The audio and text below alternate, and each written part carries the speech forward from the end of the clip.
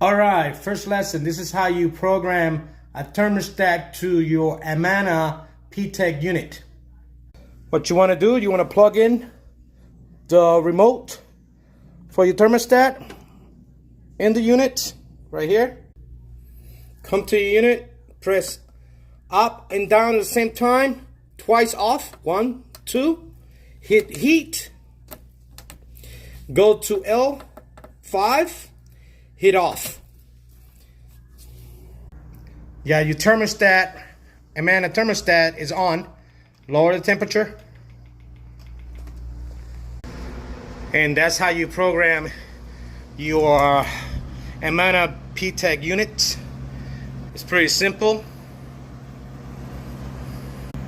For more of these videos, subscribe. Thank you so much for watching.